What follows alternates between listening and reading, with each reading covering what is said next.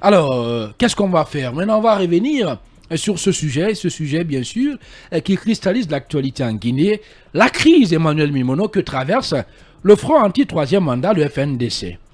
Comment vous voyez tout cela? Est-ce que tout cela était prévisible, ce qui se passe là maintenant? Prévisible, peut-être que non. Parce que franchement, on ne voyait pas venir la crise sous l'angle Abdourahmane Sano s'en va, Sékou Koundono vient et puis ça pète. On ne voyait pas la crise sur ce plan. On la voyait plutôt comme une sorte de désintégration qui viendrait d'ailleurs, mais pas forcément de l'intérieur. Donc sur ce plan, on ne s'y attendait pas. Et je m'amusais la journée à dire que ce qui se passe actuellement au FNDC a peut-être inspiré d'une sorte de coup d'État. Parce que lorsque vous regardez un peu la communication de ce collectif, la première chose, il se désolidarise de la coordination nationale. Il interdise à la coordination nationale de communiquer au nom du FNDC. Souvenez-vous quand Mamadi Doumbouya a fait venir les ministres et leur a demandé qu'il leur ait interdit de parler de quoi que ce soit jusqu'à nouvel ordre. En fait, ça fait rire, mais ça m'a fait penser à cela. Et troisième chose, il se réserve le droit d'engager des poursuites judiciaires. Il semble qu'un certain Mamadi Doumbouya a aussi dit ça au gouvernement d'Alpha Condé. Dernière chose, vous savez Emmanuel, en toute honnêteté, je suis en train de dire... Moi, je me pose un peu la question sur l'opportunité de cette démarche, de ce démembrement du FNDC. Ah non, Khalil, elle est fondée. Comment ça, elle est fondée? Pourquoi elle est fondée? Oui. Le jour où Fonike Mengue a été propulsé à la tête de la coordination nationale, moi j'avais dit que peut-être que le problème ce n'est pas la personne de Fonike Mengue, mais c'est la manière par laquelle Fonike Mengue est arrivé. Lorsque vous êtes au sein d'une structure organisée, ou c'est une structure notamment qui compte sur sa base, imaginez le FNDC sans ses antennes, qu'on estime tout simplement. Combien d'antennes? Faites attention, c'est seulement l'antenne de l'abbé et celle de Ratoma même. Attendez, 122. Attendez, c'est ce qu'on dit là. D'accord, d'accord. Et de toute façon, mais il y a une chose que vous ne devez pas perdre de vue, Emmanuel, quand même. On sait que le coordinateur national du FNDC, disons, il est désigné. Voilà, et que les structures, bien entendu, décentralisées, si on peut appeler ça comme ça même, en tout cas, les structures du FNDC, que ce soit au niveau des quartiers, ont une certaine autonomie, une certaine indépendance quant à la désignation de leurs dirigeants. Il s'agit de on parle ici... Oui. Pas forcément de consensus, mais d'information.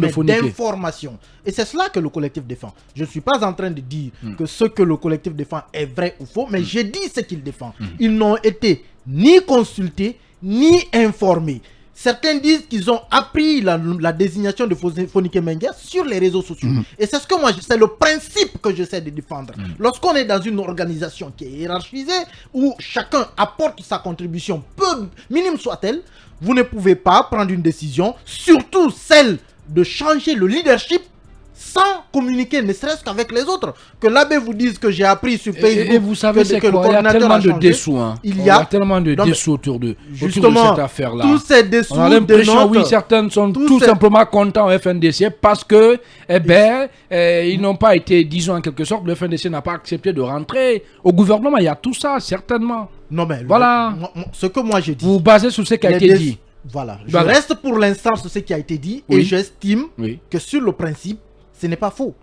Ce n'est pas faux de dire que lorsque nous sommes ensemble. Mais c'est un problème minime là qu'on peut régler là. Oui, mais pour eux c'est pas minime. Ben voilà. C'est ça. Il ne s'agit pas de moi, il s'agit pas de nous, il s'agit de ceux qui se plaignent. Bien. Pour eux ce n'est pas minime. Malheureusement, c'est parti de là. Et on ne peut pas occulter cela. Est-ce que c'était la bonne approche, Moustapha Viki? Voilà, faire une conférence de presse, aller jusqu'à même interdire la parole, bien entendu, aux meneurs du mouvement. Est-ce que c'était la meilleure approche? La meilleure approche ou pas? La vérité, non, la meilleure approche ou pas, c'est qu'aujourd'hui, on est en train de... Je pourrais dire que Alpha, j'ai posé la question la dernière fois, vendredi, dans cette émission, on a l'impression qu'Alpha a réussi, est en train de réussir à dissoudre le FNDC après Alpha. Oui, mais c'est fini. Après lui, il est KO, lui. Justement, en fait. Oui, mais si vous vous rappelez, l'une des luttes qu'Alpha a menées contre le FNDC, c'était de réussir à disloquer ce mouvement. Et après lui, 5 mois après, nous assistons à une implosion au sein de ce mouvement qui a tant combattu le troisième mandat d'Alpha Condé. J'arrive. Khalil, tu vas comprendre peut-être mon raisonnement si tu me laisses aller jusqu'au bout de mes idées. Pardon. Alors, je disais, si Alpha n'a pas réussi pendant son règne à faire chuter le FNDC, peut-être qu'après lui, il a réussi à cette lutte qu'il a tant menée pendant plus de 3 ans. A connu un aboutissement. Et aujourd'hui, la question que je me pose, c'est que, est-ce que, avec toute cette crise au sein du FNDC, est-ce que le FNDC peut représenter une force pour contrecarrer toute tentative d'éternisation du CNRD durant cette transition, toute la durée que le CNRD risque de prendre pendant cette Maintenant de l'autre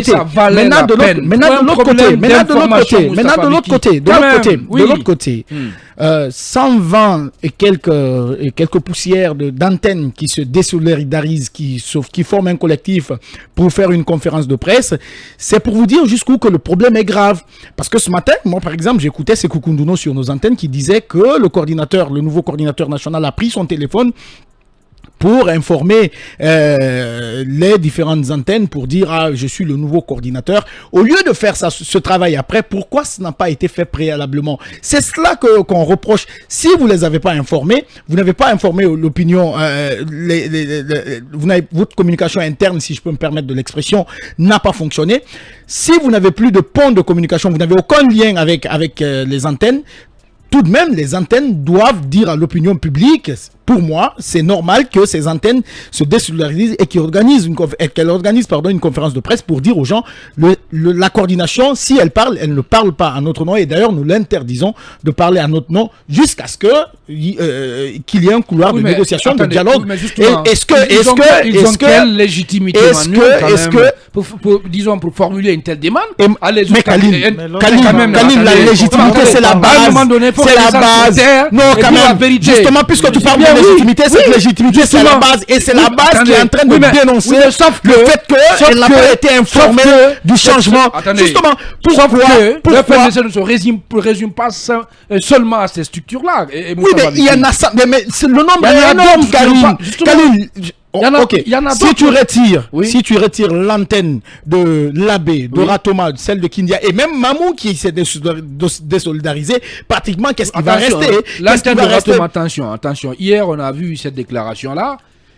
Voilà, on a dit tout simplement qu'elle émane des responsables locaux du FNDC de Ratoma, mais malheureusement, elle n'était pas signée. Et aujourd'hui, je ne sais pas s'ils avaient des représentants à cette conférence de presse-là. Khalil, ce que je veux dire, il faut faire beaucoup attention, Moustapha. Il est important que ça soit. Il n'y a pas de consensus jusque-là. Il n'y a pas eu quelqu'un à Ratoma qui soit sorti pour dire que cette déclaration n'émane pas de Ratoma. N'émane pas de Ratoma jusque-là. Quand on parle justement de légitimité, moi je pense justement que la coordination nationale tire sa légitimité de ses antennes régionales parce que il n'y aurait pas eu même l'appellation coordination nationale s'il n'y avait pas eu une couverture nationale. Absolument. Et la couverture nationale suppose justement que les antennes régionales fonctionnent. Et quand ces antennes régionales se désolidarisent, ça veut dire que la coordination en réalité n'est plus qu'une coordination de Conakry. Parce que à l'intérieur du pays, personne ne suit désormais, c'est vers cela qu'on est en train de partir. Donc la question elle est éminemment importante. Et je crois que il appartient à la coordination nationale d'ouvrir elle-même ce couloir de négociation avec ses antennes pour essayer d'aplanir les divergences, parce que si une division ça ne profite à personne, sinon on va tout simplement à la mort de la coordination nationale, parce que vous n'êtes pas coordination nationale lorsque vous n'avez pas d'assises nationales. Et ces assises nationales, il leur suffit tout simplement aujourd'hui de leur chercher un coordinateur et puis c'est fini. Mais je pense que ce n'est pas dans l'intérêt du FNDC d'aller dans tous les sens malheureusement. Et il faut reconnaître quand même que propulser quelqu'un à la tête d'une structure de ce genre et qui occupe une position centrale, une position nationale, sans que l'on ne puisse ne serait-ce que informer les autres avec lesquels il est censé désormais partager des décisions communiquées, je pense que c'est une grave faute de leadership de la part d'Abdourahmane Sano. Ce que je vais ajouter, pas rectifier ce tir-là à travers la communication. Il se trouve justement que le tir n'a pas été rectifié parce que derrière Abdourahmane Sano n'a pas, je ne sais pas s'il a pris langue avec ses frondeurs pour ne serait-ce qu'essayer d'aplaner les divergences. Et quand vous écoutez le discours, la déclaration de Sékou Koundono ce matin dans Mirador, c'était une déclaration va-t-en-guerre. Ah oui. Ce n'est pas. Ah oui, moi j'ai lu. Bien sûr. Il est allé jusqu'à dire que ces coordinations, aucune d'entre elles n'a amené même 1 centime à la coordination nationale. Vous descendez des gens avec lesquels vous ne vous entendez pas et vous savez que vous n'avez pas de légitimité sans ces gens. Je pense que même si ces coordinations n'ont pas apporté même 1 centime, si elles demandent à avoir clair dans la gestion du peu qui a été mobilisé. Absolument, c'est normal. Important. Et la question, vous allez lire ce que Sékou Koundono a dit ce matin, vous vous rendez compte que ce n'est pas dans une optique de rassembler les positions, malheureusement. Et moi, je considère, en tout cas, si la crise va jusqu'à atteindre un point où on ne peut plus revenir, ce sera de la responsabilité de la coordination nationale. Et pour des gens qui sont censés inculquer des valeurs de gestion, de gouvernance et de démocratie, c'est une faute grave de n'avoir pas appliqué le petit principe de démocratie qui veut qu'on cherche le consensus. Emmanuel Milimono, très sévère. Hein. Alors, ce collectif-là aussi a dit avoir regretté, en tout cas, dit regretter, si vous voulez même, de constater des manipulations orchestrées, je cite, par certains membres du bureau national du FNDC à travers des discours ethnicistes et régionalistes dans le seul but de diviser le FNDC. Moi, je ne suis pas en réalité surpris d'une telle déclaration parce que l'un des arguments utilisés aujourd'hui par la coordination nationale pour dire que certaines antennes se désolidarisent de la nouvelle coordination parce que tout simplement, le nouveau coordinateur serait à la tête d'un mouvement qui... le mouvement sécoutouréisme qui, à un moment donné, vous le savez, a fait... mais il n'y a pas de lien. Oui, mais en fait, c'est ce que je dis. Alors Moustapha Viki, la radio, c'est l'heure. On va partir avec la publicité et les infos sur Film FM Guinée. À tout à l'heure. De la crise, donc, Moustapha Viki, que traverse le FNDC, à votre avis, quelles seront les conséquences de ce qui se passe là pour un organe, pour une organisation aussi importante que le FNDC? C'est que c'est comme si le FNDC mettait toute la lutte qu'elle a eu à mener ces dernières années à l'eau, parce qu'elle ne peut pas prôner des valeurs, elle ne peut pas amener les gens à accepter des valeurs, à inculquer des valeurs qui sont considérées comme des valeurs démocratiques, si toutefois le FNDC au sein, à l'interne même, ne peut pas mettre en application ces valeurs-là. Aujourd'hui, ce que les coordinations, le collectif des coordinations qui se désolidarisent demande, c'est un compte-rendu, c'est de savoir aujourd'hui que Abdourahmane Sano ne peut pas partir comme ça sans faire un compte-rendu de sa gestion. Et si la coordination actuelle ne se reproche de quelque chose, c'est aussi simple, c'est comme l'a dit Sékou Koundono ce matin sur nos antennes, c'est d'appeler ce collectif, s'asseoir, faire le compte-rendu et puis faire accepter le nouveau coordinateur qui est Founike Mengue. Je pense que à ce stade, le FNDC n'a vraiment pas besoin d'un tel truc. L'idéal serait, le mieux pour l'organisation, c'est de se retrouver et discuter avec les frondeurs. Emmanuel Milimono, rapidement sur la même question. Moi, je crois qu'aujourd'hui, ce qu'on est en train de voir surtout, c'est la démarche plutôt ambiguë même qu'entretient le FNDC dans sa globalité, parce que cette arrivée de Founike Mengue à la tête de la structure fait comprendre en réalité qu'au-delà de la procédure, au-delà de sa personne, au-delà des questions d'intérêt interne, comme l'a dit un auditeur, aujourd'hui l'appartenance aussi de Founike Mengue au mouvement sécoutouréisme pose problème, et ça révèle un peu une sorte de méfiance que les uns ont envers les autres. Ça veut dire qu'au fond, le FNDC n'est pas que social. Parce que s'il restait un mouvement éminemment social, je crois qu'il peut taire les questions liées à Sékou Touré, à Lansana Conté ou à toute autre personne. En réalité, ça nous renvoie à l'ancien débat. La jeunesse est en train de se diviser autour des acquis de Sékou Touré, quoique...